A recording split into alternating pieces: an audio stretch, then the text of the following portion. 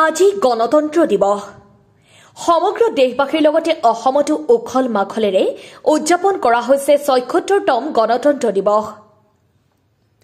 তাৰ সমান্তৰালকৈ ভেলেউগুৰিৰ United English স্কুলতো উদযাপন কৰে গণতন্ত্ৰ দিৱস। এই ইউনাইটেড ইংলিছ স্কুলত প্ৰথমটো গণতন্ত্ৰ দিৱস উদযাপন কৰি আনন্দিত শিক্ষক শিক্ষয়িত্ৰী আৰু ছাত্ৰ ছাত্ৰী। ভেলেউগুৰিত নতুনকৈ মুকলি কৰা এই বিদ্যালয়ৰ প্ৰতিটো ৭৬তম গণতন্ত্ৰ দিৱস উদযাপন কৰে এই অঞ্চলৰ ছাত্ৰ ছাত্ৰী আৰু অভিভাৱকসকলক লৈ।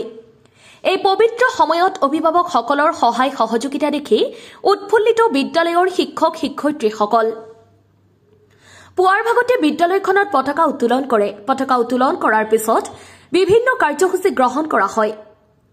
লগতে বৰ্তমানৰ বিদ্যালয়খন নতুন নামভৰ্তি চলি আছে বুলি জনায় বিদ্যালয়ৰ CMD আব্দুল জলিল ছাৰে।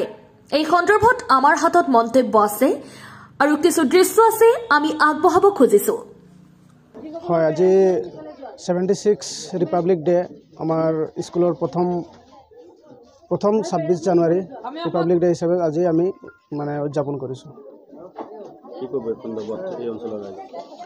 বিশেষকৈ যিসকল গাৰ্জেন আমাৰ আছে, আমাৰ গাৰ্জেনসকলে যিসকলে আমাৰ ওপৰত আস্থা আৰু বিশ্বাস দেখুৱাই পেলাই ল'ৰা ছোৱালীবিলাক দিছিলে, আৰু এই 26 জানুৱাৰী উপলক্ষে আজি ৰিপাব্লিক ডে উপলক্ষে আজি যিখিনি অভিভাৱকসকল আহিছে, নিশ্চয় ভাল লাগিছে।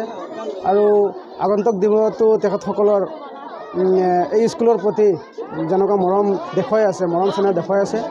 আশা কৰোঁ আগলৈ দিনলৈ তেখেতসকলে তেনেকৈ আমাক মৰম চেনেহ আৰু স্কুলৰ প্ৰতি মৰম দেখুৱাই যাব। আমাৰ স্কুলৰ এডমিশ্যন চলি আছে, যোৱা মাহৰ পৰা এডমিশ্যন চলি আছে। Nursery KG up to class 6লৈকে এডমিশ্যন চলি আছে। ফৰ্মবিলাকো ডিষ্ট্ৰিবিউট কৰি আছে। গতিকে এইটো